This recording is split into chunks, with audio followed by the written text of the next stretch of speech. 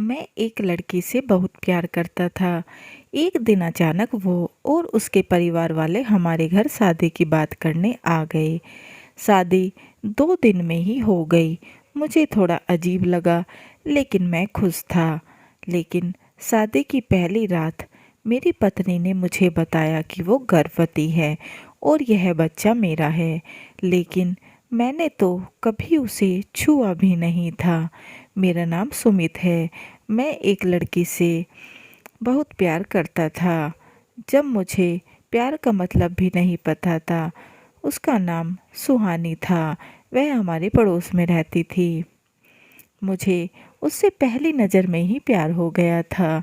मेरा property dealer का business था, जो काफ़ी अच्छा चल रहा था। मेरी जीवन में बस एक ही इच्छा थी, सुहानी से शादी करने की। अभी तो हम दोनों बहुत अच्छे दोस्त हैं। सुहानी मुझे अपनी हर बात बताती है। अभी मैंने अपने प्यार का इजहार उसके सामने नहीं किया है। सुहानी का एक बचपन का सपना था कि उसे बहुत बड़ी स्टार बनना है और सपनों की नगरी में जाना है, जहां उसे मौका मिल सके। इसलिए उसके सपने पूरा करने में मैं उसकी मदद की। मैंने बड़ी मुश्किल से उसके परिवार वालों को इस बात के लिए राजी किया और मैं खुद उसे मुंबई छोड़कर आया। सुहानी के पापा नहीं थे। जब वो छोटी थी तब वो इस दुनिया से चले गए थे। इसलिए उसकी माँ और वो अपने नाना के घर रहती थी। सुहानी को अपने पापा के जाने का बहुत गहरा सदमा लगा था। कुछ समय तक तो वह बोल भी नहीं पा रही थी, ना सही से खाना खाती थी, बस बिस्तर पर लेटी रहती थी और अपने मामा को ही बार बार पापा कहकर बुला रही थी। समय के साथ वो लोग इस गम से उभरे थे।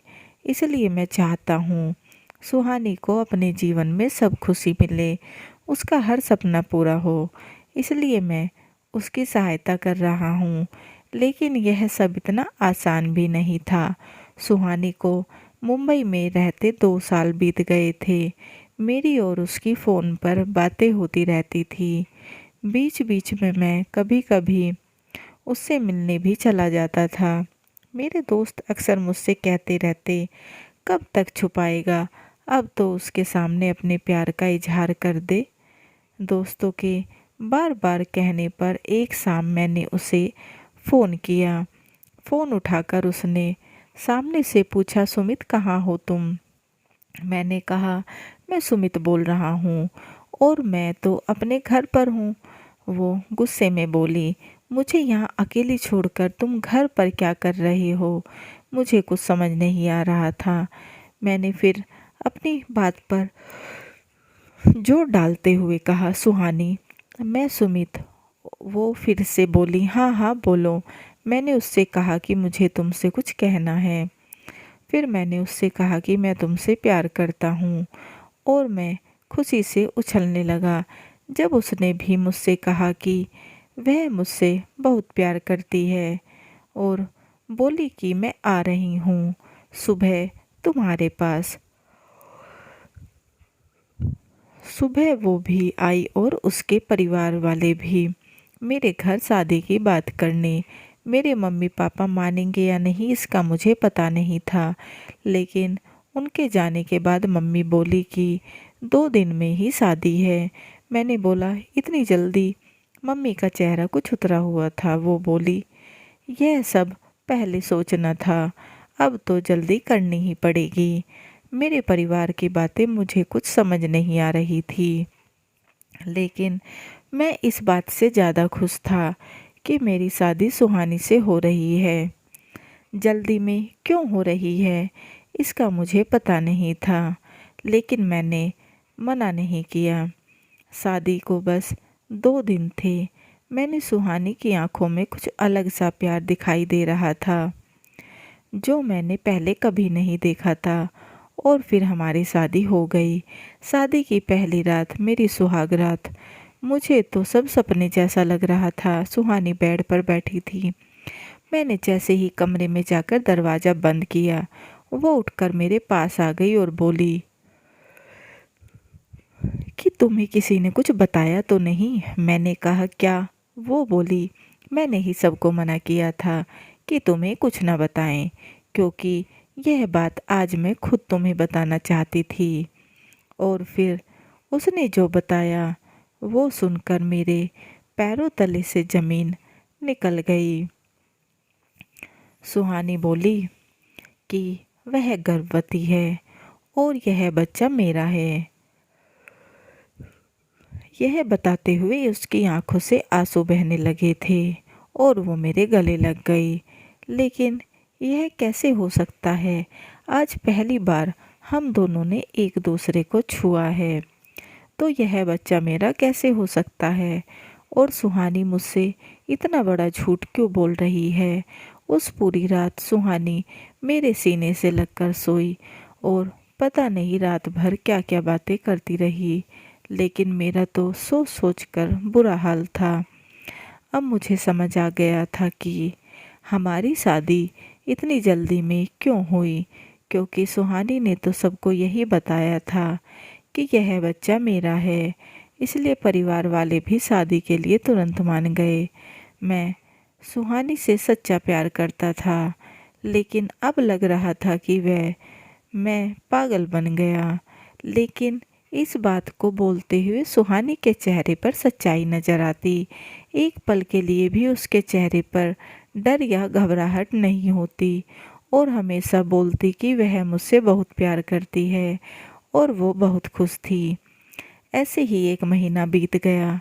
इन दिनों मेरे मन में इस बात को लेकर अजीब सी बेचैनी रहने लगी और जब मेरा सब्र जवाब देने लगा तो एक रात मैंने सुहानी से पूछा कि यह बच्चा किसका है?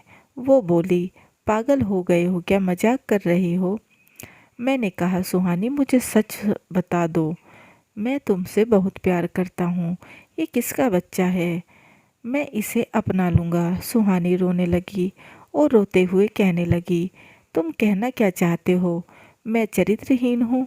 यह बच्चा तुम्हारा नहीं है?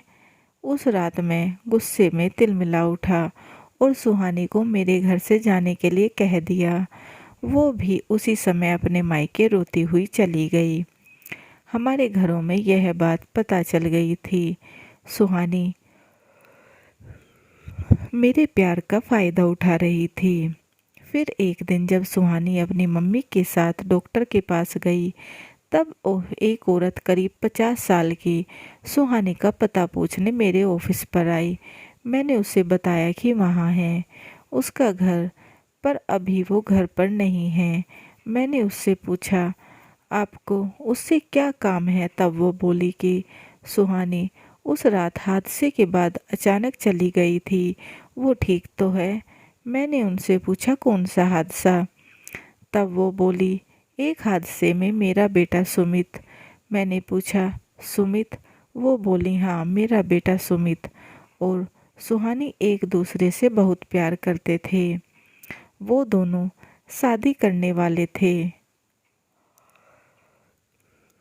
सुहानी के साथ मैं और सुमित उसके घर ही आ रहे थे कि सड़क पर एक गाड़ी सुमित को कुचलकर चली गई और वह वहीं दुनिया से चला गया और सुहानी उसी समय वहां से चली आई। मैं बस उसे देखने आई थी कि वो ठीक तो है। अब मुझे सब समझने में देर न लगी कि सुहानी जिससे प्यार करती थी उसका नाम भी सुमित था और उसके सामने ही वो दुनिया से चला गया। इस बात का उसे गहरा सदमा लगा और वो इस बात को मानने को तैयार नहीं। वो इस हादसे से उभर नहीं पा रही है, इसलिए वो मुझे ही सुमित मान रही है।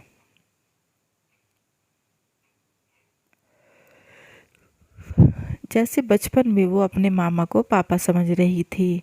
यही कारण है जो उसके चेहरे पर हमेशा सच्चाई नजर आती है। और मैंने भी उसे ठीक हादसे के समय फ़ोन किया और अपने प्यार का इजहार किया, इसलिए ही उसने तुरंत हाँ कर दी। उसकी आंखों में जो प्यार दिखता है वो मेरे लिए नहीं बल्कि उस सुमित के लिए है। फिर मैंने उन्हें सुहानी से मिलने नहीं दिया और उन्हें कहा कि माताजी आप जाएं, वो बिल्कुल ठीक है और मैं उसका पति हूँ। मैं उसका ध्यान बहुत अच्छे से रखता हूँ और अब मैं नहीं चाहता कि उसे अतीत की याद आए। सुहानी जब डॉक्टर के यहाँ से लौट कर आई तो मैं तुरंत उसके पास गया और उससे माफ़ी मांगी। वो मेरे गले लगकर रोने लगी और बोली, इस हालत में तो तुम्हें मुझे खुश रखना चाहिए। उसके आंसू देख मेरी आंखें भी छलकने लगी। सुहानी की इस हालत पर मुझे समझ नहीं आ रहा था कि मैं क्या करूं। मैं उसे धोखेबाज कह रहा था, पर मुझे क्या पता था उस पर क्या बीत रही है। मैंने सुहानी को प्यार से मनाया और वापस अपने घर ले आया, क्योंकि अब मैं उसे एक पल के लिए भी अकेला नहीं छोड़ सकता था। मैं जानता हूँ वो मुझे नहीं बल्कि उस सुमित को प्यार करती थी, लेकिन मैं तो उससे प्यार करता हूँ और अभी उसे इस हालत में मैं अकेला नहीं छोड़ सकता। अब सुहानी मेरी है और उसका होने वाला बच्चा भी। अब बस मैं चाहता हूँ वो हमेशा खुश रहे। आगे क्या होगा, वो कैसे इस सदमे से बाहर निकलेगी, इसकी कोशिश मैं करता रहूँगा और मुझे पूरा विश्वास है कि मेरा प्यार सुहानी को कुछ नहीं होने देगा और वो मेरे साथ हमेशा खुश रहेगी। कहानी कैसी लगी कमेंट बॉक्स में ज़रूर बताएं और चैनल को लाइक एंड सब्सक्राइब करना ना भूलें एंड बेल आइकन को ज़रूर दबाएं, ताकि ऐसे ही अच्छी अच्छी कहानियों के नोटिफिकेशन आपको मिलते रहें। And please guys, support my channel. समाप्त।